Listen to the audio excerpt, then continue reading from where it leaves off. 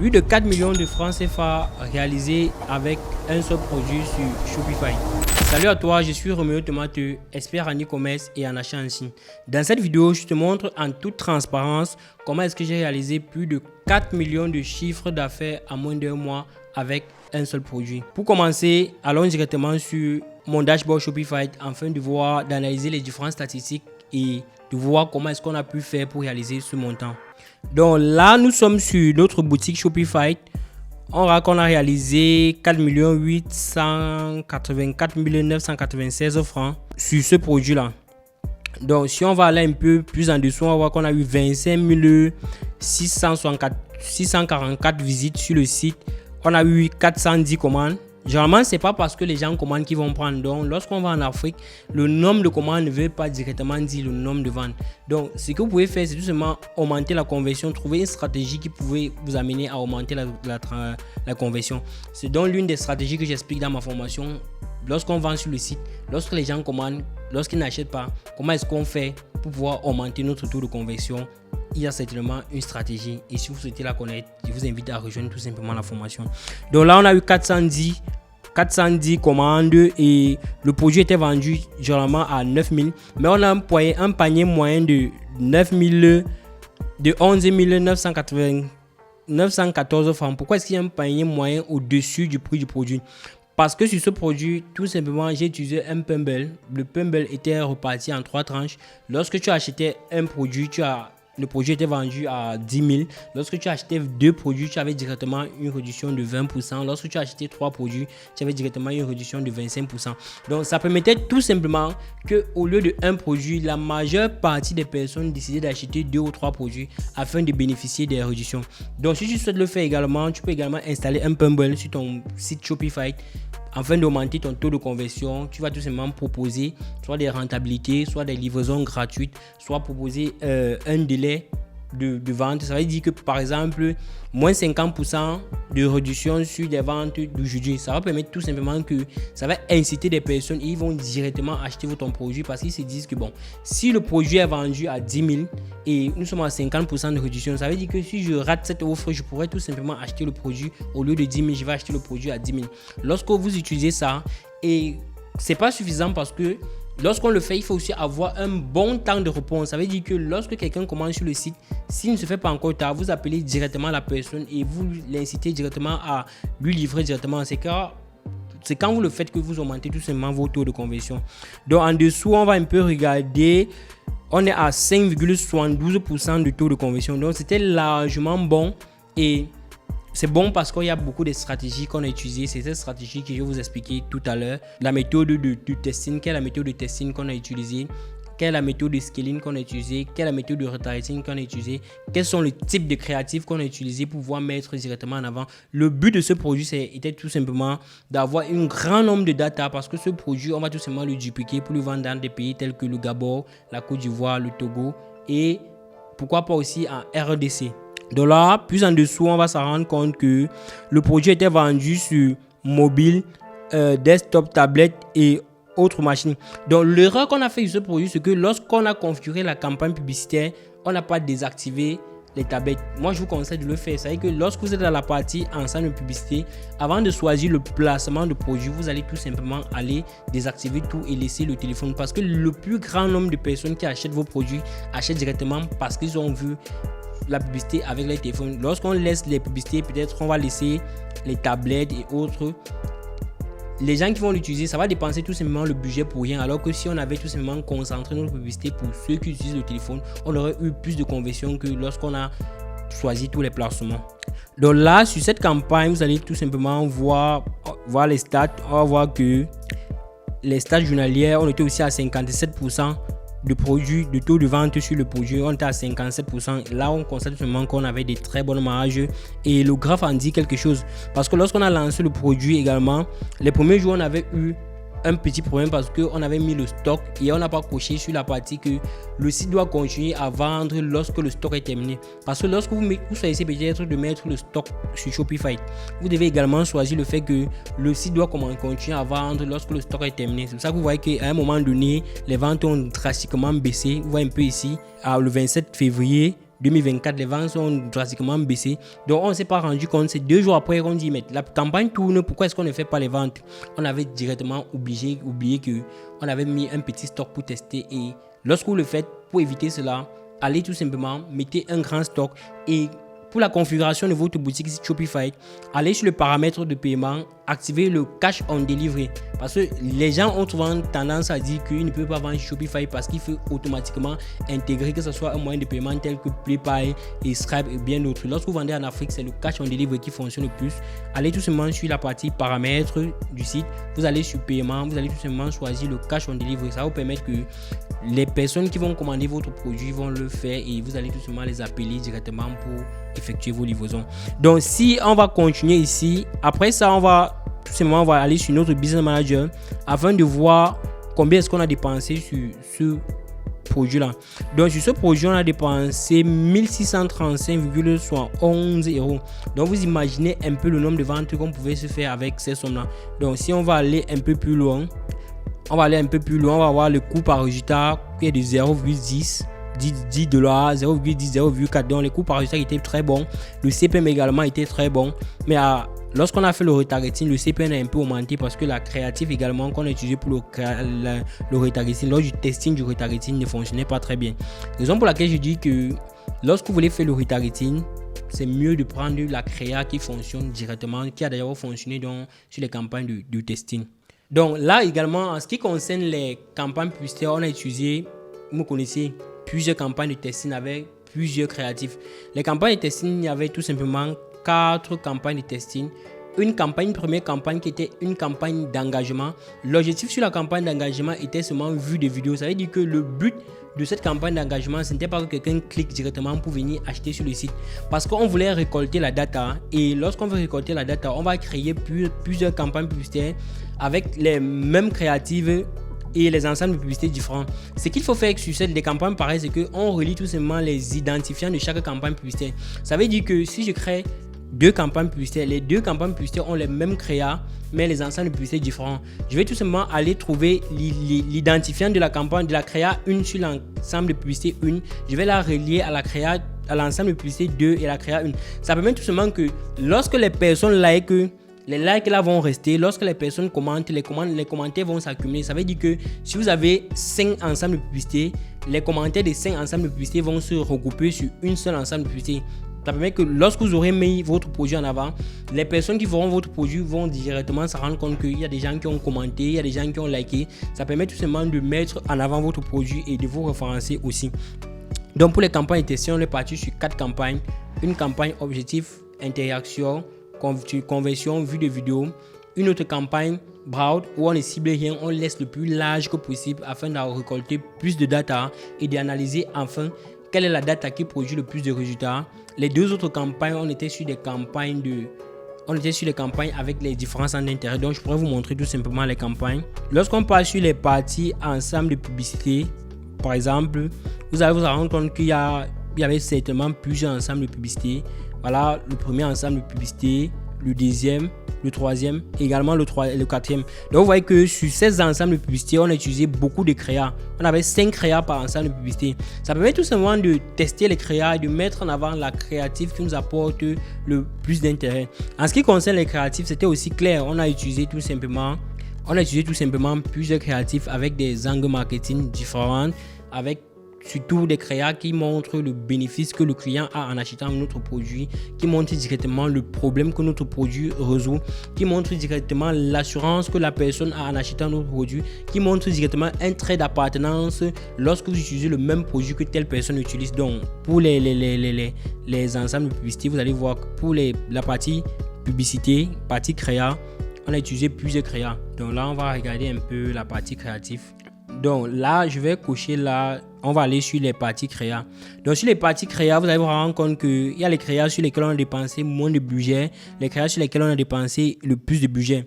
Donc là, vous voyez que la créa sur lesquels on a dépensé le plus grand nombre de budget est une créa sur lesquels on a dépensé $400. Donc on a dépensé presque $500 sur cette créa là. Une autre créa sur laquelle on a dépensé $114. Donc je vais prendre les créas. Donc là, on a dépensé $410 sur une créative. Ça veut dire que l'algorithme a analysé et s'est rendu compte que la plupart des personnes qui cliquent soit sur le lien pour aller sur votre site ou bien qui interagissent avec votre vidéo est cette créative-là. Lorsque les campagnes sont faites, l'algorithme va tout simplement dépenser le plus grand nombre de budget sur cette créative-là qui apporte le plus grand nombre de résultats. Et lorsque c'est comme ça, pour maximiser sur votre budget publicitaire, vous arrêtez tout simplement les autres créatifs qui ne fonctionnent pas. Après cette campagne de testing, nous sommes tout simplement passés à la campagne de scaling. Là, il faut savoir qu'il existe plusieurs types de scaling. Mais sur cette vidéo, j'ai décidé de prendre tout simplement les deux types de scaling qui fonctionnent avec nous. À savoir le scaling vertical et le scaling horizontal. Donc, pour le scaling vertical, nous sommes allés tout simplement augmenter le budget sur des campagnes publicitaires qui produisaient déjà des résultats. Donc on prend sur une campagne, sur la campagne à la base, elle a été lancée peut-être à 5 $, on va l'augmenter 10 $. Mais pour faire une campagne de scaling, ce que je vous conseille de faire, c'est que lorsque je fais des campagnes de testing en ABO, pour faire les campagnes de scaling, je vais tout simplement scaler en CBO. Et lorsque je décide de scaler en CBO, le plus important c'est de prendre les créatives qui fonctionnent le plus. Ça veut dire que les vidéos qui vous apportent le plus de résultats, les vidéos qui apportent le plus grand nombre de trafic sur votre site, c'est cette vidéo là que vous prenez tout simplement pour faire le scaling. Donc si on s'abstient à cela, on va tout simplement regarder un peu. Là on va voir pour les campagnes de scaling. Les campagnes de scaling sont aussi passées à 3 campagnes de scaling avec plus de créas. Ça veut dire qu'on a d'abord pris les créas qui fonctionnaient déjà, et en plus des créas qui fonctionnaient déjà, on va également prendre les nouvelles créas afin de faire le testing. Alors c'est quoi l'avantage de tester les nouvelles créatives? L'avantage de tester les nouvelles créatives, c'est tout simplement de ne pas refroidir l'audience, ou bien lorsque la créative qui fonctionne déjà, lorsqu'elle ne devient plus performante, la nouvelle créative pourrait tout simplement vous permettre à vendre votre produit. Donc pour les campagnes de testing, vous allez vous rendre compte que pour les campagnes de testing, on a également lancé une campagne avec 3 centres d'intérêt. Alors les 3 centres d'intérêt, parce qu'à la base on avait tout simplement pris une campagne avec 5 centres d'intérêt. Donc ce qu'on a fait, c'est qu'on a coupé la première campagne qui était la campagne avec pour objectif interaction, qui était tout simplement la campagne d'engagement qui permettait tout simplement de faire découvrir le produit aux gens afin d'avoir la data. Après cette campagne cette première campagne, la deuxième campagne également ne fonctionnait pas, donc on a dû couper la première campagne qui était la campagne d'engagement et la deuxième campagne qui était la campagne de conversion qui ne fonctionnait pas. Et également on a désactivé tous les créatifs qui ne fonctionnaient pas également. Et lorsqu'on désactive cela, on reste uniquement avec les créatifs qui nous apportent le plus nombre de résultats avec la campagne qui performe. Alors lorsque vous le faites, si par exemple sur les 3 campagnes que vous avez lancées en ABO, vous avez mis un budget de 10 $, ça veut dire en réalité 30 $ sur cette campagne là, et vous vous rendez compte que les 3 campagnes, non, pour les 5 campagnes, si vous avez mis 10 $, ça fait 50 $ sur cette campagne publicitaire. La première campagne qu'on coupe, ça veut dire qu'on arrête les premiers 10 $. La deuxième campagne qui ne fonctionne pas, on arrête les autres 10 $. Maintenant, on va dupliquer tout simplement la campagne de base. On duplique la campagne de base et on met le budget en CBO. Cette fois-ci, on pourrait directement allouer les 50 $ sur les 3 ensembles de publicité en CBO. Cela permet tout simplement de optimiser sur le nombre de ventes. Ça veut dire que s'il y avait 30 $, je faisais peut-être 20 ventes, qu'avec 50 $, il est fort probable que je fasse 30 ou 35 ventes directement.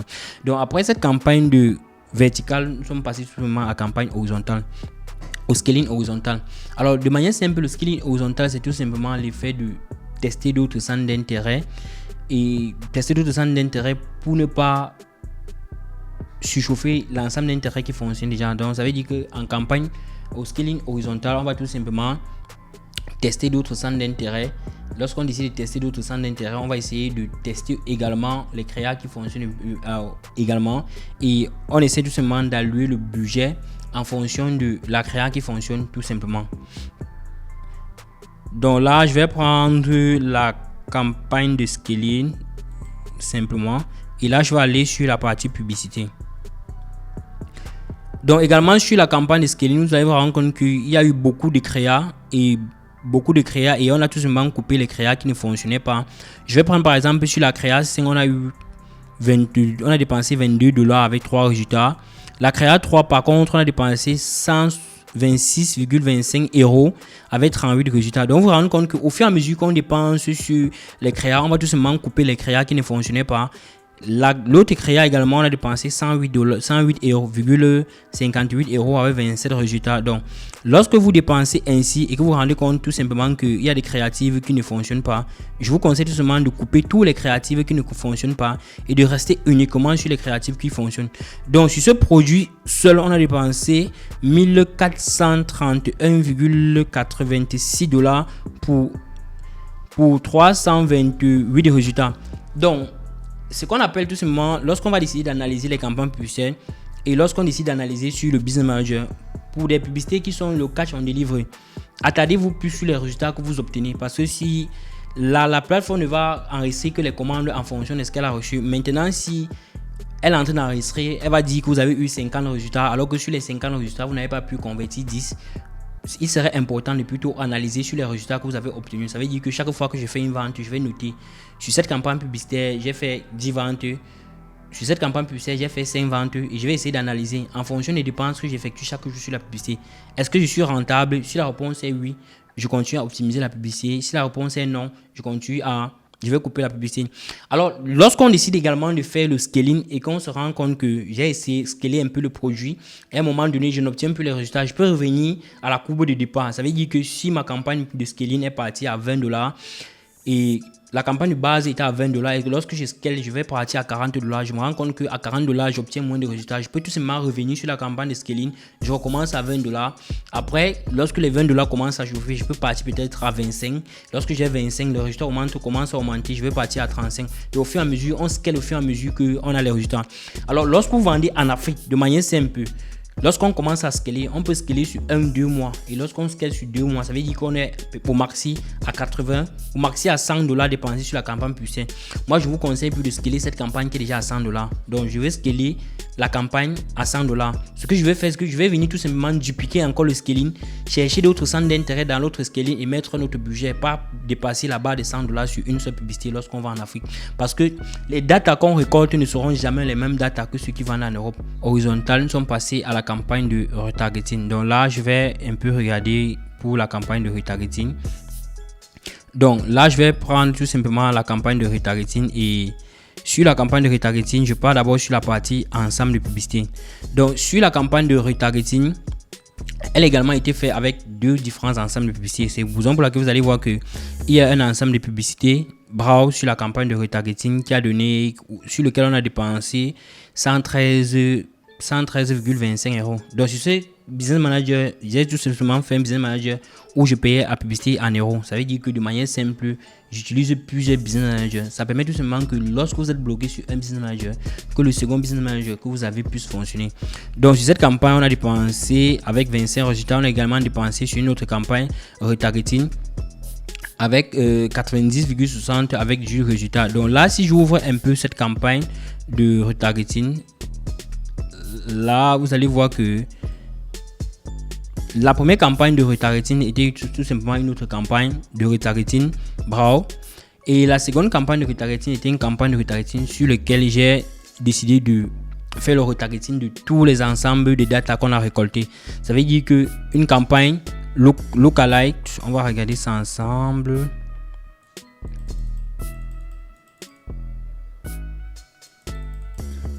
Donc vous voyez que sur cette campagne de retargeting, je suis passé à audience similaire, achat sur le site pendant les 60 jours, audience à 1%, audience similaire, achat sur le site pendant les 60 jours à 1%, audience similaire pour achat sur le site à 2%, à 3%, à 4%. Également, j'ai fait des audiences lookalike qui permettaient tout simplement de cibler des personnes qui ont interagi avec la publication ou bien interagi avec notre produit. Après, je suis passé également à une audience de vue de vidéo.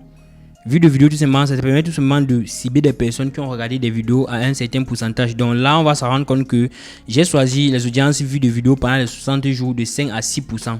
Donc le fait d'élargir tout simplement ces audiences-là, c'est de pouvoir récolter une data, d'avoir une audience aussi large qui pourrait tout simplement ne pas chauffer dès le lancement de la publicité. C'est pour ça que vous allez voir que sur cette taille d'audience, on a 525 300. L'audience va de 525 300 à 618 000 personnes. Donc là, vous allez voir également que j'ai fait une audience similaire aux personnes qui ont été suivis par le pixel, tout simplement. Ça veut dire que je prends une audience similaire des personnes qui ont été suivies par le pixel.